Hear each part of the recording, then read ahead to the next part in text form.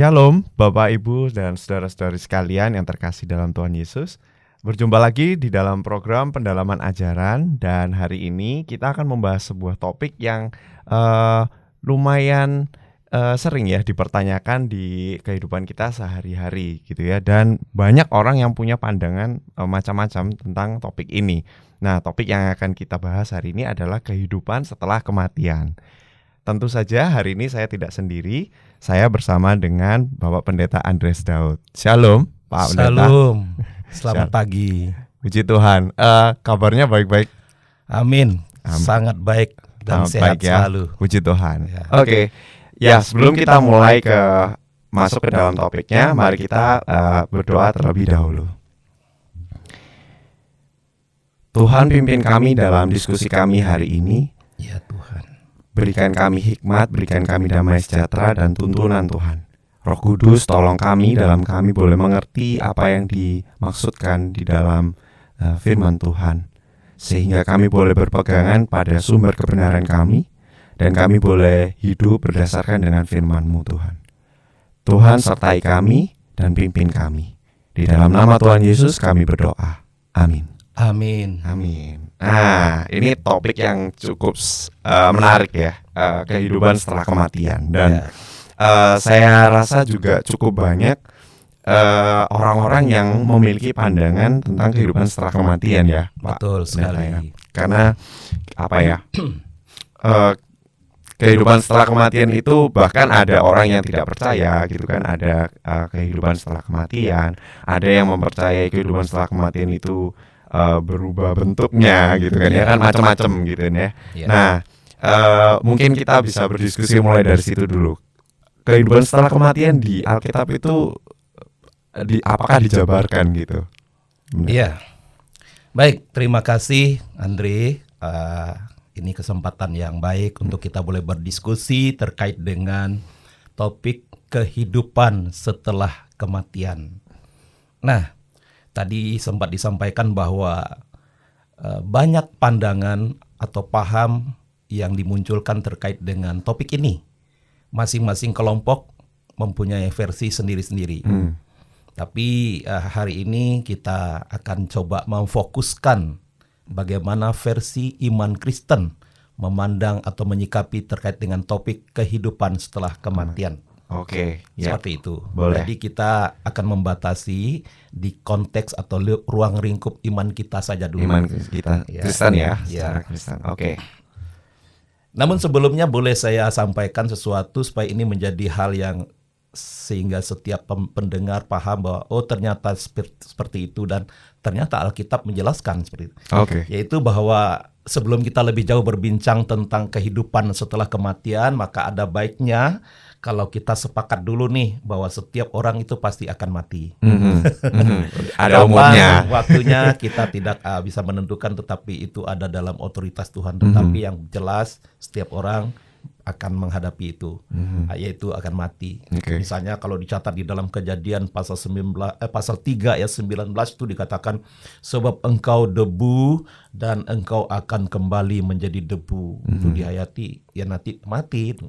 Lalu dalam Mazmur 89 ayat 49, siapakah orang yang hidup dan yang tidak mengalami kematian, yang dapat meluputkan nyawanya dari kuasa dunia orang mati? Dan masih banyak ayat-ayat yang lain yang bisa kita pelajari, pahami bahwa memang kematian itu adalah setiap orang akan mengalami. Nah, seperti itu. Itu sudah tertulis di Alkitab kalau itu adalah sebuah proses yang alami dan normal, dan memang menjadi satu bagian dalam hidup kita gitu ya. Itu menjadi bagian dalam hidup kita. Hidup dan mati itu adalah sebuah bagian yang memang Tuhan sediakan buat kita.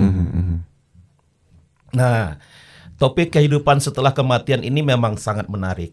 Banyak sekali artikel yang berbicara tentang hal itu. Banyak segmen atau kelompok tertentu yang membahas, seperti tadi disampaikan bahwa ada kelompok yang menurut saya lumayan sederhana, bahwa setelah kematian itu hilang, selesai, tidak ada bekas. Tapi ada juga mempunyai versi-versi yang lain. Hanya saja sekali lagi, karena ini topik yang tidak sederhana tetapi tidak mudah, dan sensitivitasnya cukup tinggi. Itu sebabnya dalam perdiskusian ini saya mohon maaf, kita hanya spesifikkan kepada atau pada pandangan iman Kristen Ya, yang tentang tertulis kehidupan setelah kematian itu, betul. yang memang kita punya dasar untuk Iya, membicarakan hal itu. yang ada di Alkitab ya. Yang ada di Alkitab kita yang kita imani. Iya. Kalau kita terlalu meluas ke sana kemari, sementara kita tidak terlalu paham, walaupun kita dapat informasinya, Iya. lebih baik kita hindari daripada nanti ada kesalahan penilaian, lalu Ya. ada godaan untuk membanding-bandingkan yang pada ujungnya bisa memunculkan sikap atau penilaian yang kurang elok lah ya, Ya. bagi kelompok-kelompok tertentu. Maka jauh lebih indah dan ada manfaatnya. Mari kita gali di versi kita sendiri, yaitu di ruang lingkup iman Kristen sendiri. Oke. Seperti itu ya. Ya, Sepakat boleh. dulu ya. Karena kita juga bisa mengakses informasinya ya, sumber informasinya Betul, yang iya. kita punya sendiri gitu. Iya. Jadi jauh lebih baik kalau kita membahasnya dalam skup iman Kristiani gitu Iya. ya. Oke. Nah, jadi saya akan mulai dulu ya.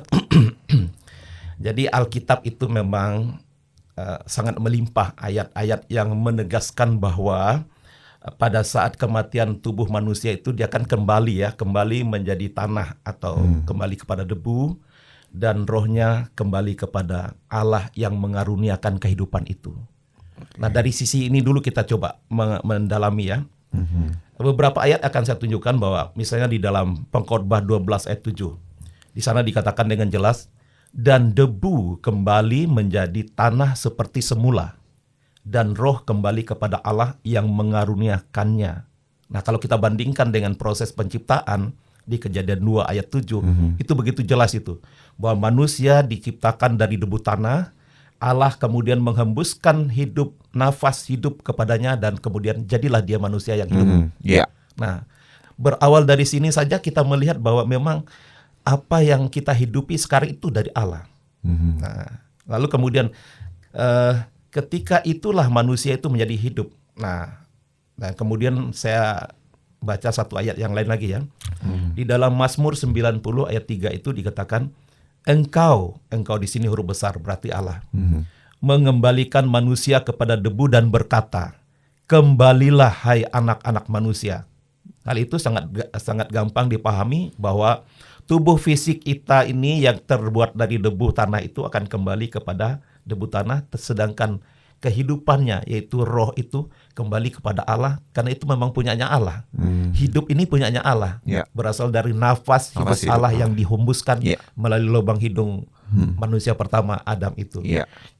Nah itu, jadi ada banyak ayat lain yang menjelaskan tentang bahwa kehidupan ini dari Allah, dan tubuh fisik itu adalah dari debu tanah, dan ketika akan mati, seseorang mati itu, tubuh fisik ini yang dari debu tanah itu kembali menjadi tanah, sedangkan kehidupannya yang kita kenal dengan roh itu kembali kepada Allah. Nah itu sebabnya ini menjadi sebuah kebenaran yang hakiki ya, bahwa tubuh yang diciptakan dari tanah akan kembali kepada tanah, dari debu kembali kepada debu, tetapi jiwa atau roh, ya kita sebut roh aja ya, roh itu kembali kepada Allah, sang pemilik kehidupan, yaitu Allah yang memberikan kehidupan kepada kita. Itu poin penting ini sebelum kita masuk pada hal yang lain nanti. Mungkin dari situ kata-kata berpulang itu muncul itu dari asalnya dari situ, karena ketika kita mati, tubuh kita secara jasmani itu kembali menjadi debu tanah, jiwa kita pulang gitu ya, roh kita pulang gitu ya kepada sang pencipta gitu, sang pemiliknya. Ya, biasanya kita melihat headline kalau orang berduka itu ya, berpulang ke rumah Bapa di surga. Atau dalam bahasa Pengkhotbah tadi, kembali kepada sang yang mengaruniakan. Nah itu menarik untuk kita perhatikan. Nah, itu sebabnya saya akan mulai dari kata kembali kepada Allah. Itu di dalam Pengkhotbah tadi. Lalu di dalam Mazmur itu, engkau mengembalikan dan kembalilah. Nah itu kata kembali itu dipakai betul-betul itu. Menunjukkan bahwa memang orang mati menurut iman Kristen itu bukan kemana-mana, tapi kembali kepada sang pemiliknya. Kita coba mendalami apa yang menjadi dialog Tuhan Yesus dengan salah satu penjahat yang berada di sampingnya ketika Yesus disalibkan. Itu tertulis di dalam Lukas pasal 23 ayat 24. Lukas 23 ayat 43 ya. Nah, konteksnya ketika itu kan Yesus meresponi permintaan penjahat di sisinya. Yesus dia berkata kepada Yesus. Nah, penjahat ini punya latar belakangnya nih. Dia itu boleh dikatakan penjahat yang sadar gitu ya, yang sadar akan keberadaan dirinya. Lalu kalau saya pakai bahasa umum, dia mungkin sudah bertobat gitu ya. Lalu kemudian dia berkata seperti ini, Yesus, ingatlah akan aku apabila engkau datang sebagai raja. Nah, coba kita bayangkan seorang penjahat bisa berbicara semacam itu kalau dia tidak ngerti siapa Yesus. Nggak mungkin dia ngomong seperti itu. Nah, pada bagian itu penjahat ini rupanya paham bahwa Yesus adalah raja di atas segala raja. Nah, ini poin penting yang akan menghakimi dunia termasuk dirinya. Ini kalau kita bandingkan dengan beberapa ayat Alkitab yang lain ada. Cuman kita tidak sempat bacanya. Misalnya di Wahyu 19 ayat 11 sampai 16, Mazmur 96 ayat 13, Yesaya 11 ayat 4. Itu berbicara tentang siapa Yesus. Yaitu raja di atas segala raja. Dan rupanya penjahat itu tahu. Nah, kita lanjutkan ya. Nah, lalu apa yang menjadi respon Yesus? Kata Yesus kepadanya. Nah, ini yang menarik nih. Menarik. Aku berkata kepadamu, sesungguhnya hari ini juga engkau akan ada bersama-sama dengan aku di dalam Firdaus. Saya akan sedikit agak panjang di sini ya, karena kita akan masuk melihat apa sih arti Firdaus. Firdaus itu ya, menarik nih. Jadi yang disampaikan Yesus di sana dikatakan, aku berkata kepadamu, sesungguhnya hari ini juga engkau akan ada bersama-sama dengan aku di dalam Firdaus. Kata Firdaus ini sebetulnya memang kata pinjaman dari bahasa versi kuno yang dalam bahasa versi kunonya itu Pairidaisa, yang artinya taman yang dikelilingi oleh tembok-tembok. Nah, tapi di kata Yunaninya Paradeisos, artinya taman dari raja-raja dalam konteks Persia waktu itu. Nah, sekarang yang menjadi jelas kenapa kita kemudian melihat Firdaus itu menjadi sebuah arti yang penting, yaitu di Septuaginta. Terjemahan Septuaginta itu artinya terjemahan Alkitab bahasa Ibrani ke dalam bahasa Yunani, menerjemahkan dengan Gan Eden. Nah, Gan Eden itu Firdaus, yang artinya tempat kesenangan. Nah, kalau kita perhatikan ketika Tuhan menempatkan Adam dan Hawa di Firdaus itu berarti Tuhan menempatkan mereka ke tempat kesenangan. Nah, kemudian dalam kamus Alkitab TB2, ini saya sempat melihat bahwa ternyata Firdaus itu menunjuk kepada keadaan semula di mana Allah hadir bersama-sama manusia. Bersama-sama manusia itu menunjuk kepada ketika penciptaan. Pada saat itu keadaannya kan sangat menyenangkan sebelum manusia jatuh dalam dosa. Nah, kemudian di dalam perjanjian baru Firdaus ini dipakai sebagai nama lain untuk surga. Itu di kamus Alkitab TB2 ada di situ.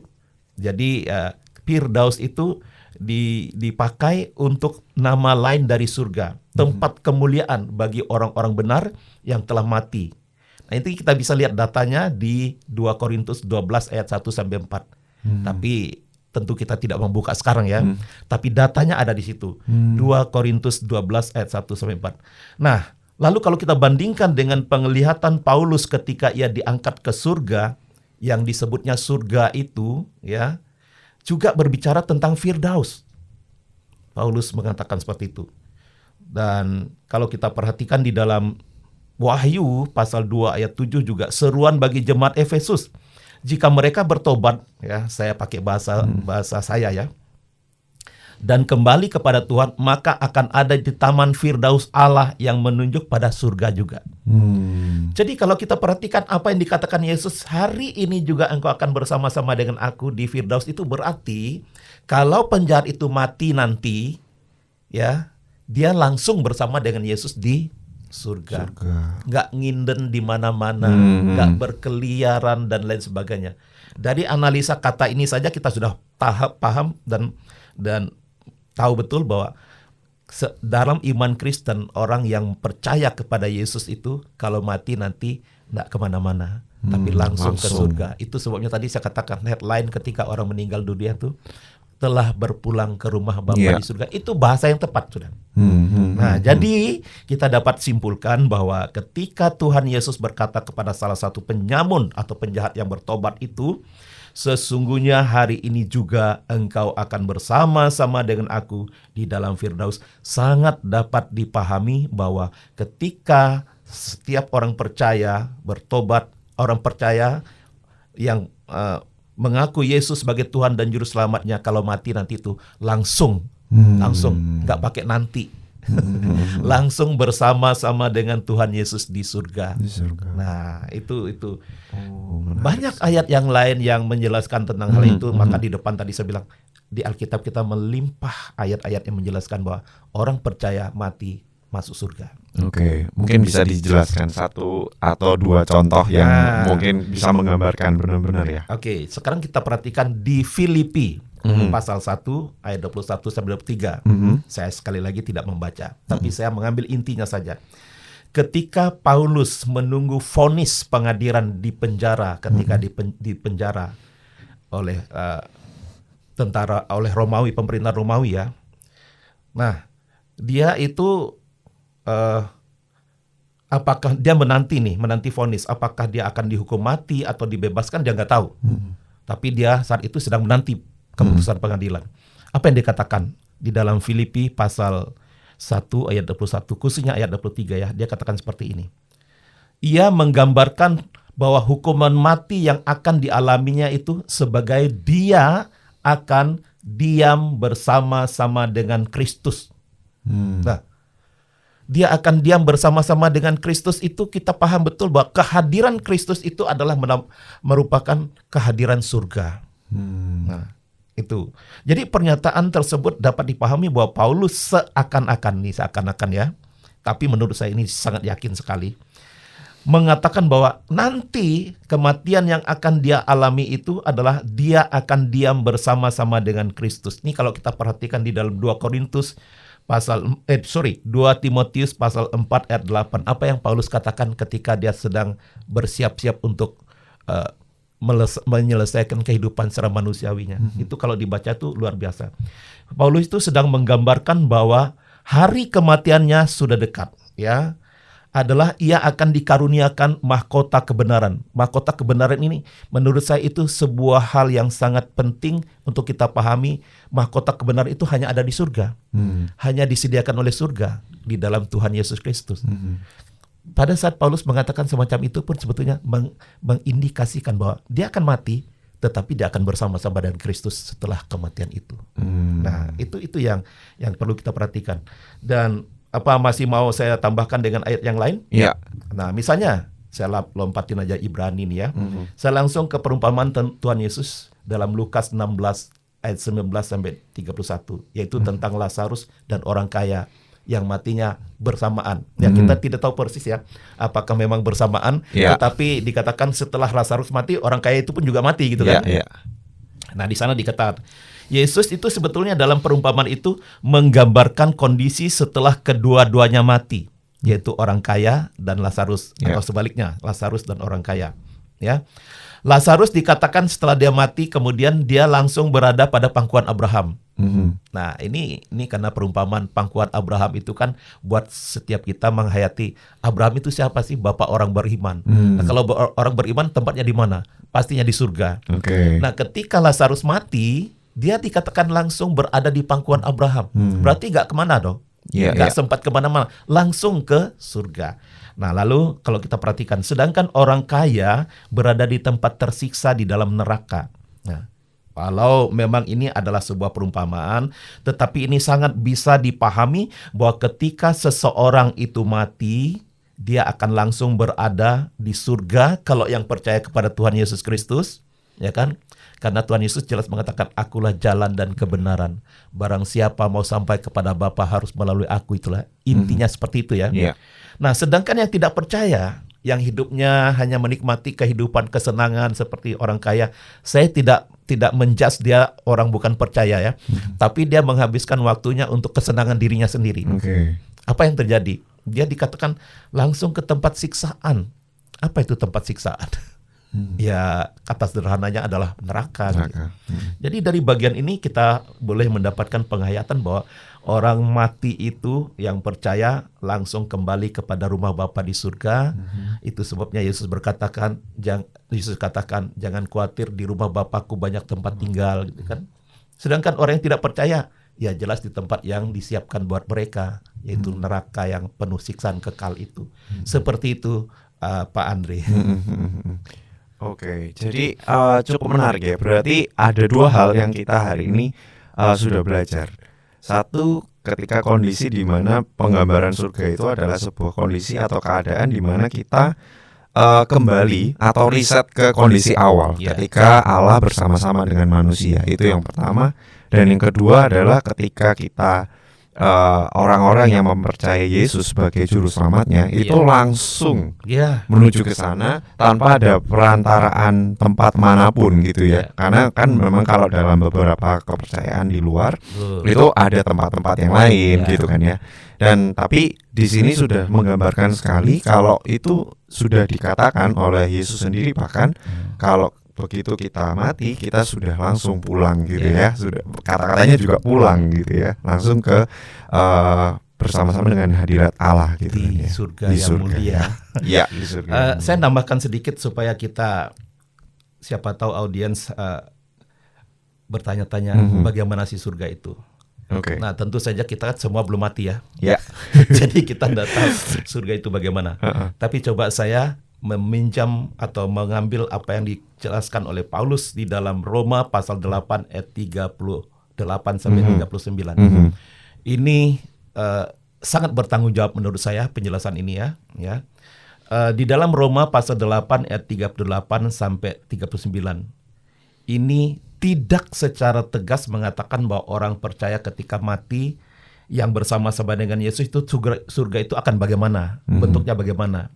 Seperti tadi saya katakan tadi, walaupun di kitab Wahyu ada penjelasan-penjelasan menggambarkan tentang surga itu seperti ini. Tapi saya lebih senang dengan apa yang dikatakan Paulus seperti itu.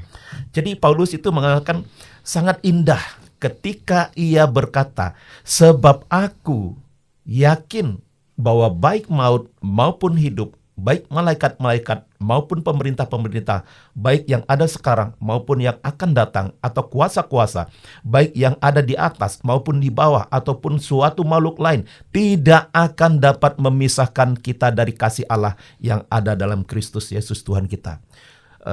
Pak Andre, saya melihat dan menelami serta menyelami apa yang dikatakan Rasul Paulus ini, bahwa persekutuan kita dengan Tuhan Yesus Sang Juru Selamat kita itu, antara ketika kita masih hidup dengan kita masih sudah mati, itu nggak ada bedanya. Jadi kasih Kristus yang kita boleh gambarkan sebagai suasana surga itu, baik ketika kita masih hidup sebagai manusia di dunia ini, maupun ketika kita sudah tidak lagi memiliki tubuh fisik yang sudah kembali kepada tanah tadi, tetapi rohnya itu dalam persekutuan dengan Tuhan itu tak ada satupun yang dapat memisahkan. Nah, coba kita bayangkan, ketika kita tidak terpisahkan dari orang yang sangat mengasihi kita, yang memiliki segala-galanya, yang mencukupi apa yang kita butuhkan, dan yang memproteksi kita, itu bagaimana suasananya? Itu suasana yang sangat-sangat menyenangkan. Itulah surga sebetulnya. Walaupun next di eskatologis barangkali ya, ketika nanti kita sudah tidak ada di dunia, kita baru lihat secara real itu. Apakah surga itu bagaimana? Barangkali seindah seperti ruang studio ini, atau saya rasa sih jauh lebih indah ya. Tapi yang kita tangkap sekarang adalah suasana surga itu sebagaimana indahnya persekutuan kita dengan Tuhan kita Yesus Kristus yang tidak bisa dipisahkan oleh apapun juga. Itu menarik sekali. Nah, jadi pernyataan Rasul Paulus tersebut itu sangat kuat menekankan bahwa persekutuan setiap orang percaya dengan Kristus, sehingga ia baik masih hidup maupun sudah mati, persekutuan itu tidak akan pernah terpisahkan atau apalagi berhenti. Itu penghayatan surga buat saya. Makanya kan kita kembali ke rumah Bapa di surga yang kekal dan sempurna. Berarti ini bukan tergambarkan secara physically, tapi itu kondisi atau keadaan di mana persekutuan kita dengan Allah itu dengan Allah itu tidak akan terpisahkan gitu ya, dan kita akan selalu merasakan kasih dan penyertaan Allah gitu kan ya dalam kehidupan kita. Oke. Dan itu kita kan sekarang belum mati nih. Iya. Maka gambaran buat kita sekarang itu seperti itu. Sedangkan mereka yang sudah mati udah pasti mengalami dong rumah Bapa di surga. Ya, pasti mereka sudah mengalami seperti itu. Seperti Rasul Paulus mengatakan, aku sudah dikenakan mahkota kemuliaan. Berarti dia sudah membayangkan inilah surga. Iya. Untuk meyakinkan setiap kita bahwa kalau kita percaya kepada Yesus, kalau mati nanti itu tidak kemana-mana, tidak melalang buana, apalagi berkeliaran, tapi langsung bersama dengan Tuhan di surga mulia. Saya akan mengambil satu ayat. Yesus pernah berkata dalam Yohanes pasal 11 ayat 25, akulah kebangkitan dan hidup. Barang siapa percaya kepadaku, ia akan hidup walaupun ia sudah mati.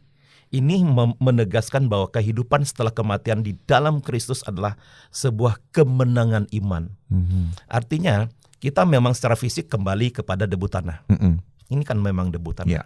Tapi kehidupan kita itu hidup dalam kemenangan, dalam kekekalan. Nah, ini yang harus menjadi perhatian setiap orang percaya, supaya jangan pernah engkau ragu lagi untuk percaya kepada Yesus, apalagi meninggalkan Yesus.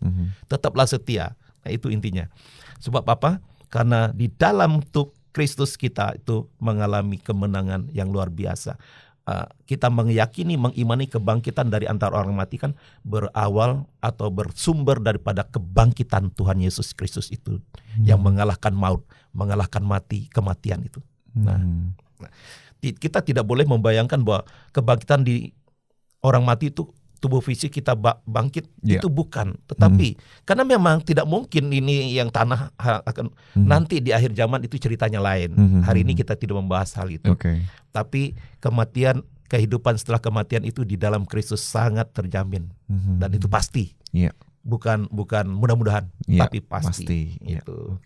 Oke. Sudah cukup jelas gitu ya dari pembahasan kita kali ini, dari tujuannya juga sudah jelas, bagaimananya juga sudah jelas gitu ya.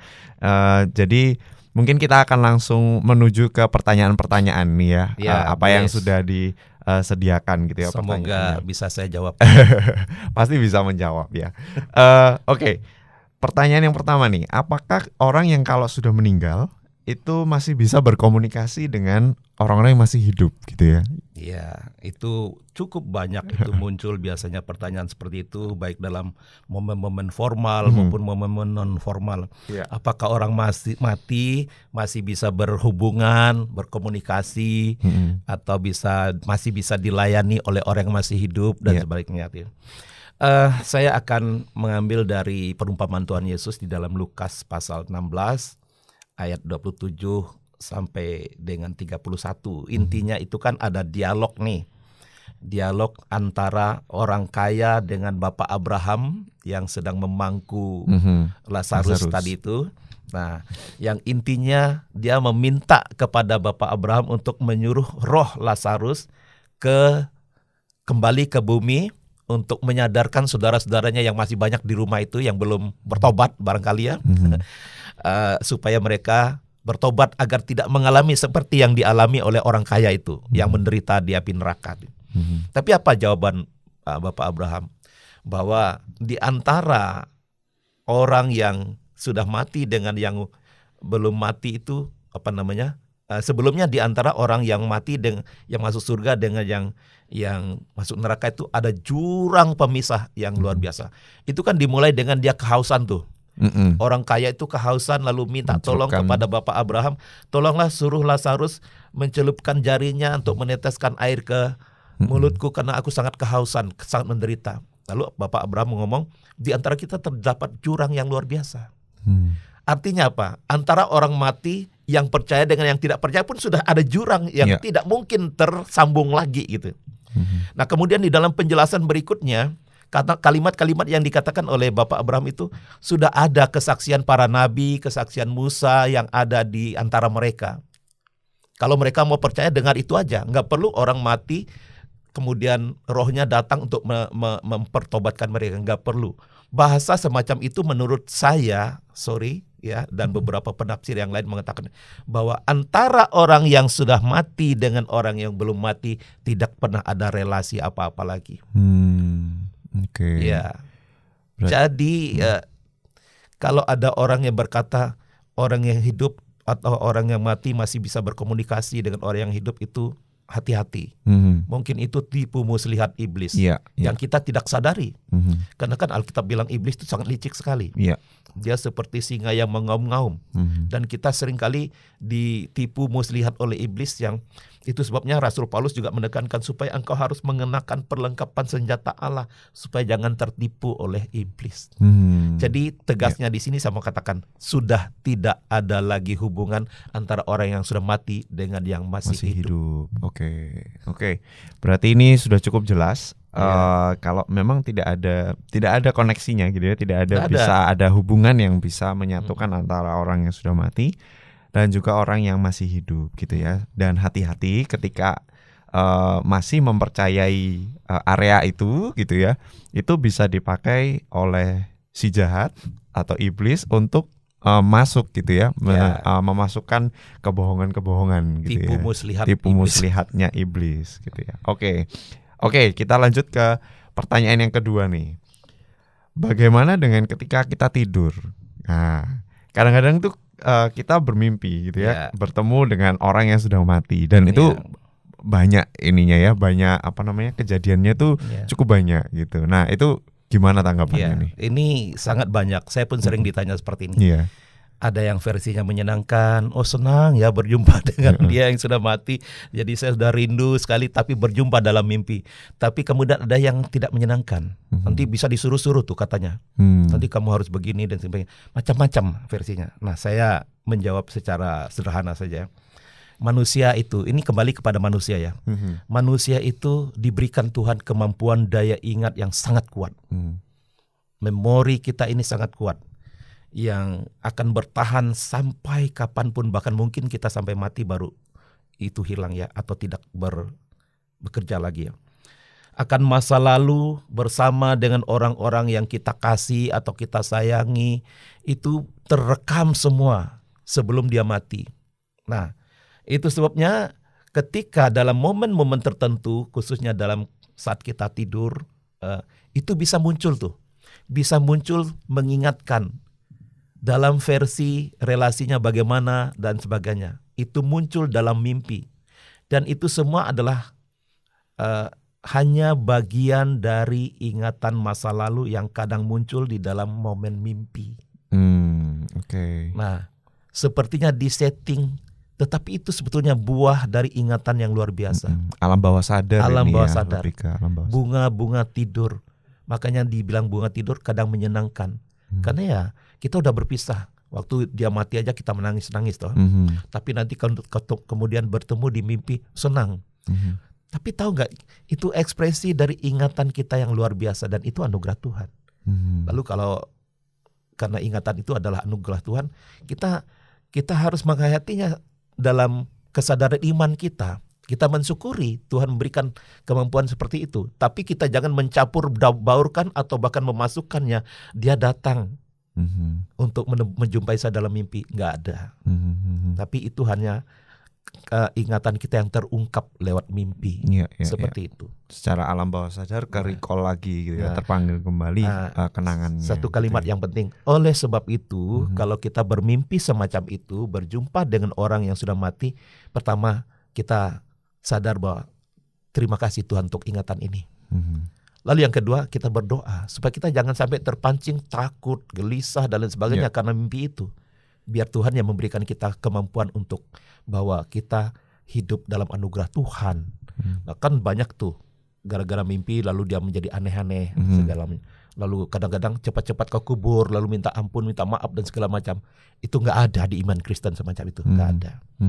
Nggak usah diresahkan, nggak usah ditakutkan, karena memang itu adalah kemampuan kita dari Tuhan.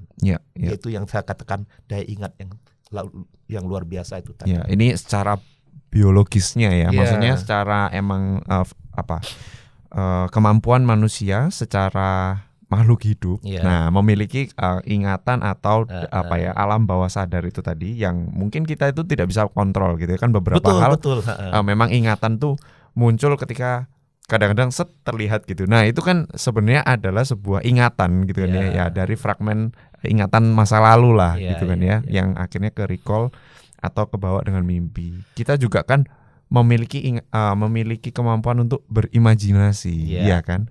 Itu pasti mempengaruhi gitu ya. Jadi emang itu ada sisi biologisnya juga gitu. Betul sekali. Dan itu sekalipun disebut sisi biologis, tapi itu kemampuan dari Tuhan loh. Iya. Oke, kita lanjut ke pertanyaan ketiga. Sebenarnya ini agak mirip-mirip sama yang tadi ya. Cuman mungkin ini perlu dipertegas aja gitu. Bagaimana dengan pengalaman orang yang masih hidup tapi melihat orang yang sudah mati gitu. Ini juga hal yang kerap kali kita dengarkan berseliweran ya, baik secara formal maupun non formal. Tiba-tiba sekelibat melihat seperti itu ya. Nah, saya mau sampaikan iman Kristen tidak mempercayai bahwa orang yang sudah mati masih bisa dilihat oleh orang yang masih hidup.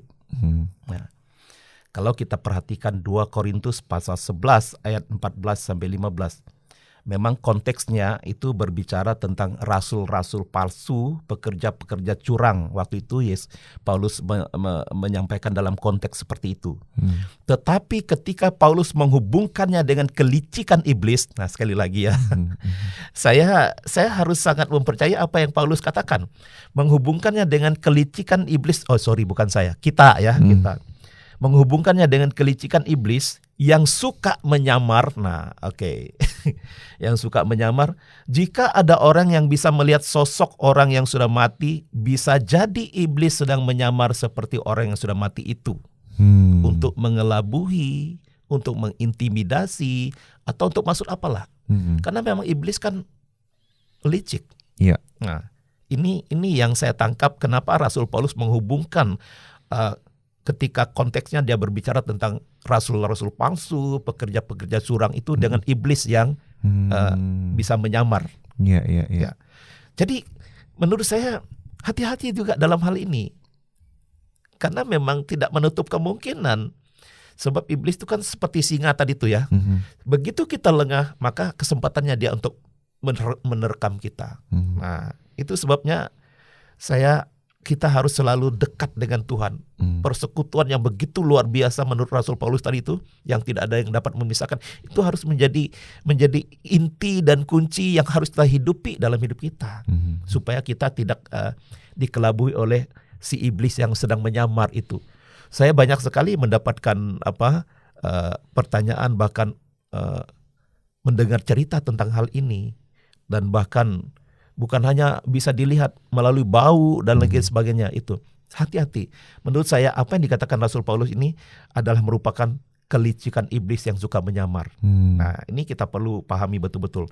Dan dalam Efesus pasal 6 ayat 10 sampai 10 ayat sampai 18, Paulus mengingatkan agar selalu waspada dan berjaga-jaga. Ya, dan dibandingkan, kalau kita bandingkan dengan 1 Petrus 5 ayat 8 sampai 10 tadi yang saya kutip beberapa kali, kita harus sadar dan terus berjaga-jaga karena lawanmu si iblis berjalan keliling mencari orang yang dapat ditelannya. Ya.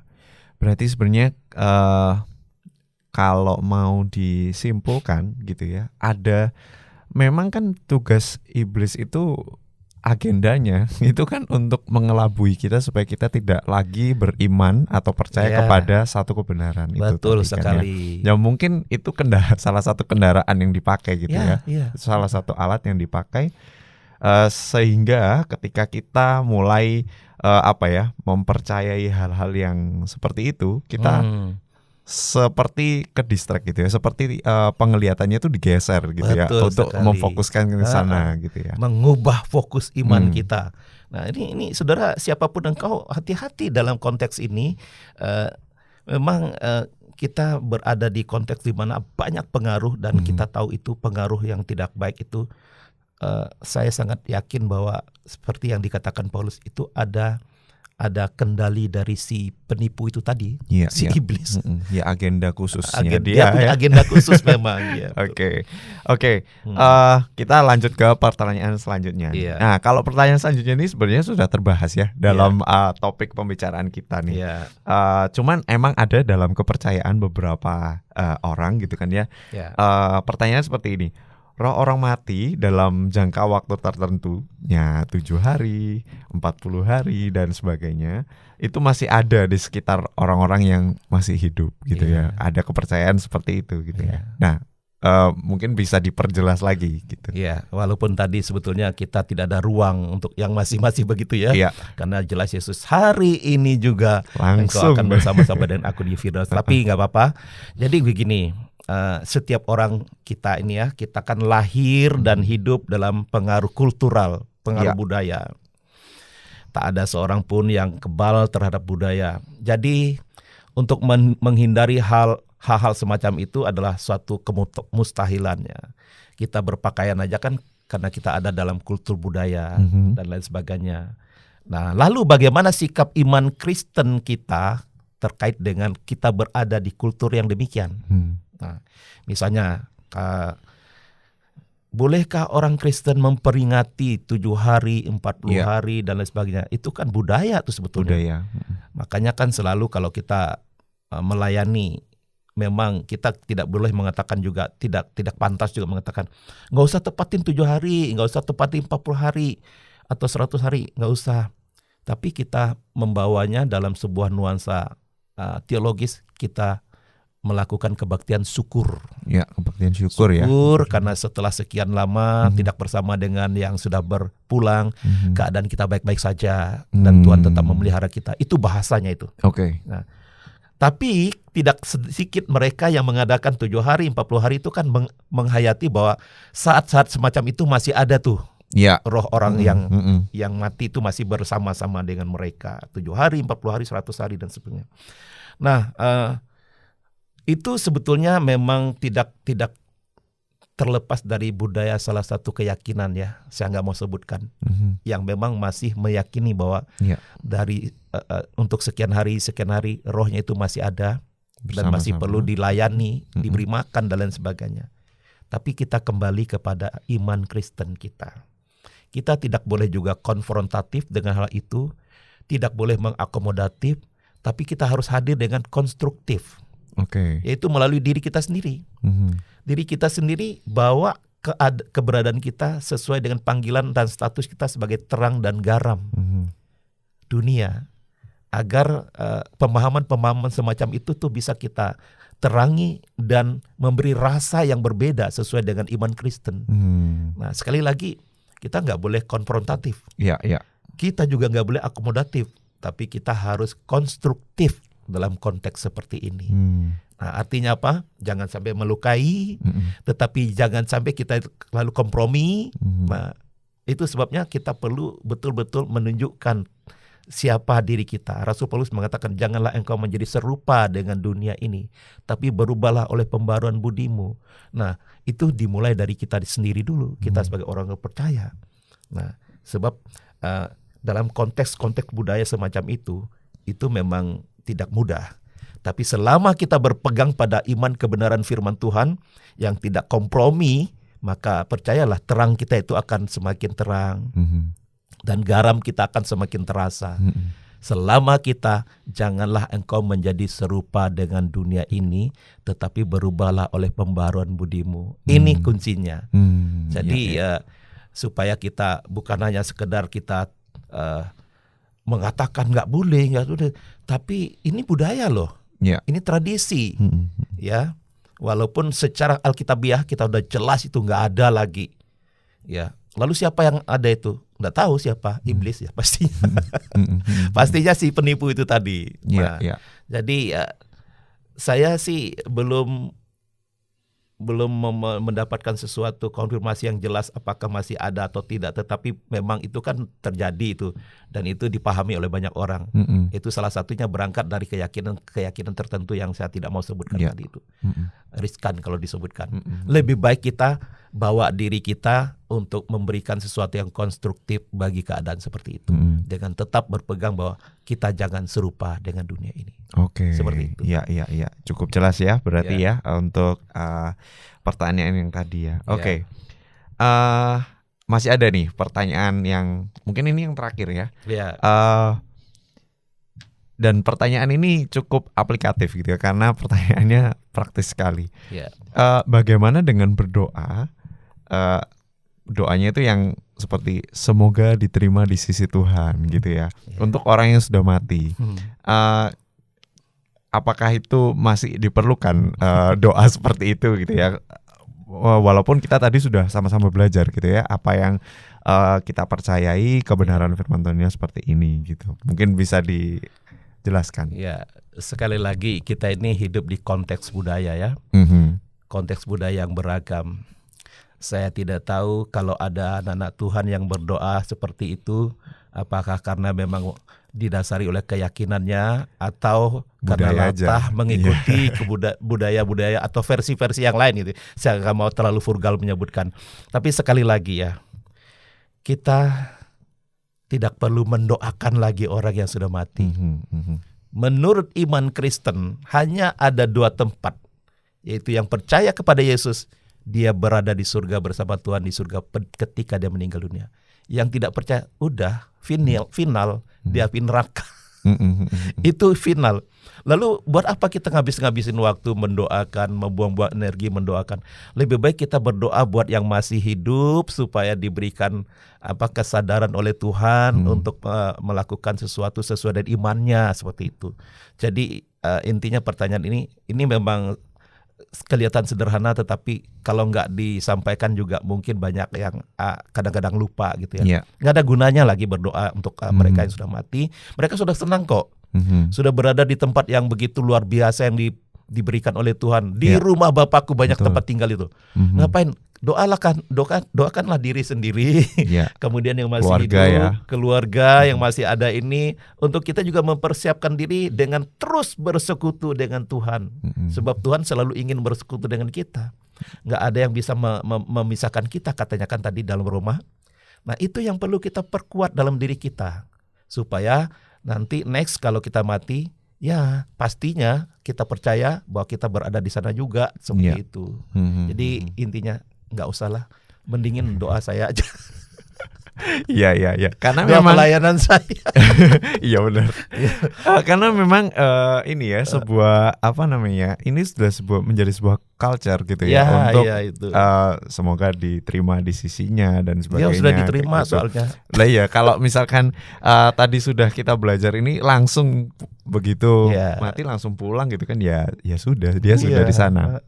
Malah jauh lebih baik ketika kita mendoakan benar tadi keluarga yang ditinggalkan, karena masih ada agenda dari si jahat untuk mengelabui kan gitu, untuk mengganti fokusnya itu tadi ya. Selain itu kita kenapa perlu berdoa, doa syukur, doa kepada keluarga ditinggalkan itu, karena memang mereka dalam kondisi ditinggalkan kan. Sekali lagi secara manusia itu hal yang tidak mudah. Nah, itulah yang menjadi fokus kita, bukan yang sudah meninggal. Oke. Ya, hari ini kita sudah belajar cukup jauh gitu ya untuk ini, dan sangat clear, sangat jelas sekali gitu ya apa yang kita pelajari melalui iman Kristiani kita tentang kehidupan setelah kematian. Mungkin ada closing statement. Saya ingin menyampaikan satu closing statement. Saudara-saudara, dimanapun engkau berada, kebangkitan Kristus adalah jaminan bagi setiap kita yang percaya kepadanya untuk mengalami kehidupan kekal di surga mulia setelah kematian di dunia ini. Nah, untuk itu mari kita sungguh-sungguh beriman, mempercayai Tuhan Yesus sebagai Tuhan dan Juru Selamat pribadi kita melalui anugerahnya, seperti tertulis di dalam Yohanes 11 ayat 25. Akulah kebangkitan dan hidup. Barang siapa percaya kepadaku, ia akan hidup walaupun ia sudah mati. Dan setiap orang yang hidup yang percaya kepadaku tidak akan mati selama-lamanya. Percayakah engkau, anak? Percayakah engkau akan hal itu? Nah, kita harus percaya untuk hal ini ya, karena ini firman Tuhan yang disampaikan oleh Tuhan Yesus Kristus sendiri. Tuhan berkati kita. Terima kasih Pak Andreas Daud untuk Sama-sama. penjelasannya untuk topik hari ini. Semoga Bapak Ibu dan saudara sekalian benar-benar tercerahkan ya untuk hal-hal ini, bisa membedakan juga yang mana yang kebenaran, yang mana yang budaya gitu ya. Dan jangan lupa budaya juga tidak perlu dikonfrontasi, tidak perlu diakomodir seperti itu, tapi kehadiran kita harus menjadi konstruktif ya. Kita harus menjadi konstruktif di tengah budaya yang seperti itu. Oke, bisa pimpin kita dalam doa. Baik, mari kita berdoa. Tuhan, kami bersyukur Engkau menganugerahkan kepada kami iman yang benar, yaitu kepada Tuhan Yesus Kristus, Allah yang hidup, sumber kehidupan bagi setiap kami yang percaya kepada Engkau. Dan kami bersyukur bahwa Engkau selalu rindu untuk bersekutu bersama-sama dengan kami, baik ketika keadaan kami masih hidup maupun ketika keadaan kami sudah mati. Tuhan, kami percaya kalau kami terus bersekutu dengan Engkau, apapun yang ada, rintangan, tantangan, godaan, kami tidak akan pernah terlena, karena kami percaya Engkau selalu bersama-sama menopang kami. Terima kasih Tuhan. Ini harapan doa sembahyang kami. Kami bersyukur untuk program ini. Tuhan memberkati agar terus boleh menjadi berkat bagi banyak orang dimanapun anak-anak Tuhan berada. Ini doa kami Tuhan, ampunkan salah dan dosa kami. Di dalam nama Tuhan kami Yesus Kristus kami sudah berdoa dan mengucap syukur. Amin. Amin. Terima kasih Pak Andreas Daud untuk penjelasannya. Pak Andre, Tuhan berkati. Tuhan berkati. Terima kasih Bapak Ibu dan saudara-saudari sekalian sudah menyaksikan pendalaman ajaran yang kali ini. Sampai berjumpa di episode selanjutnya.